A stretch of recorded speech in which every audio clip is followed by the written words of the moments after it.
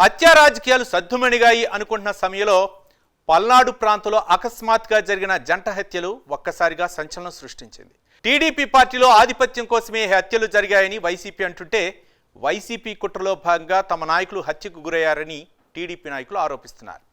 పల్నాడు ప్రాంతంలో తిరిగి ఫ్యాక్షన్ రాజకీయాలకు తెరతీశారని ఒకరిపై ఒకరు ఆరోపించుకుంటున్నారు. ఈ హత్యా రాజకీయాల దెబ్బకు కార్యకర్తలు తీవ్ర భయాందోళనకు గురవుతున్నారు.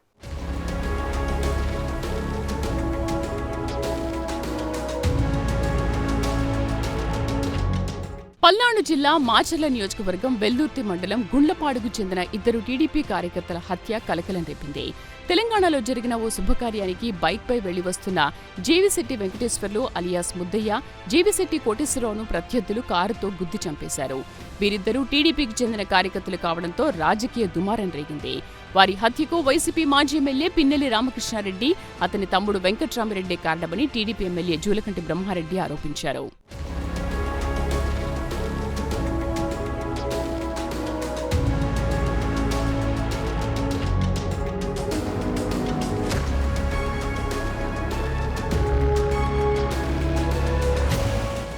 వెల్దుర్తి మండలంలోని అతిపెద్ద గ్రామమైన గుండ్లపాడులో గత కొంతకాలంగా ఫ్యాక్షన్ వాతావరణం నెలకొని ఉంది.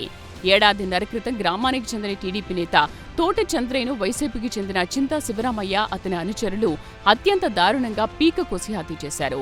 టీడీపీకి బలమైన నాయకుడిగా ఉన్న చంద్రయ్యను అడ్డు తొలగించుకునేందుకు వైసీపీ నాయకులు పథకం ప్రకారం హత్య చేశారని టీడీపీ అధిష్టానం ఆరోపించింది.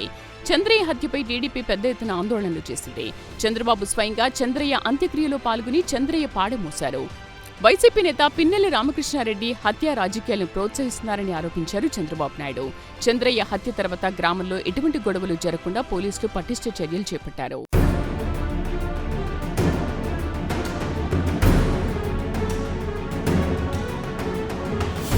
అయితే కూటమి అధికారంలోకి వచ్చిన తర్వాత గ్రామంలో పరిస్థితులు ఒక్కసారిగా మారిపోయాయి.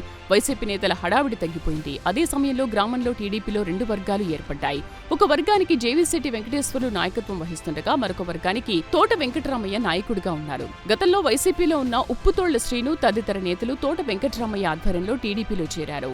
అప్పటి నుండి టీడీపీలోని రెండు వర్గాల మధ్య విభేదాలు మొదలయ్యాయి.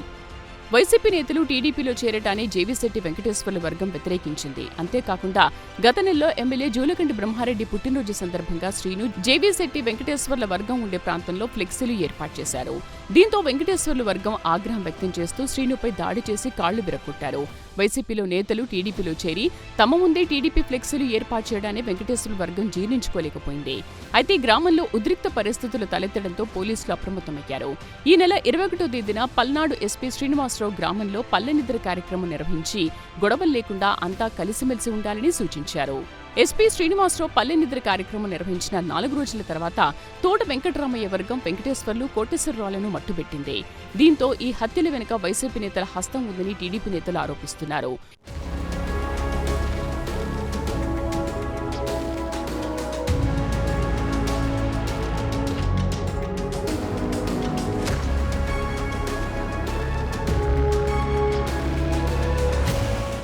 ఉప్పుతోళ్ల శ్రీనుతో పాటు మరికొంతమందిని టీడీపీలో చేర్చుకోవడంతో పాటు టీడీపీకి బలమైన నేతగా ఉన్న వెంకటేశ్వర్లు అడ్డు తొలగించుకుంటేనే తనకు ఎదురుండదని తోట వెంకటరామయ్య భావించడాన్ని వైసీపీ నేతల ప్రోత్సాహమే కారణమన్నది టీడీపీ నేతల వాదన.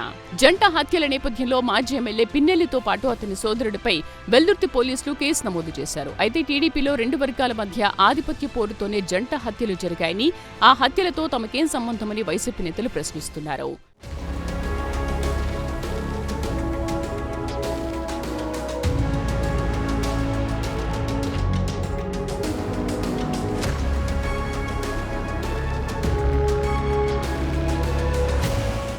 వైసీపీ నుంచి టీడీపీలో చేరుతున్న కోవర్టులపై ప్రత్యేక దృష్టి పెట్టాలని మహానాడులో ఏపీ సీఎం చంద్రబాబు పిలుపునిచ్చారు. టీడీపీ ప్రతిష్టను దిగజార్చేందుకు పార్టీలో చేరి నాయకులను హత్యలు చేస్తున్నారన్నారు సీఎం.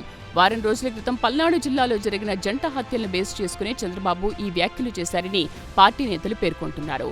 ఏది ఏమైనా ఫ్యాక్షన్ హత్యలతో మరోసారి పల్నాడులో భయాందోళనలు వ్యక్తమవుతున్నాయి.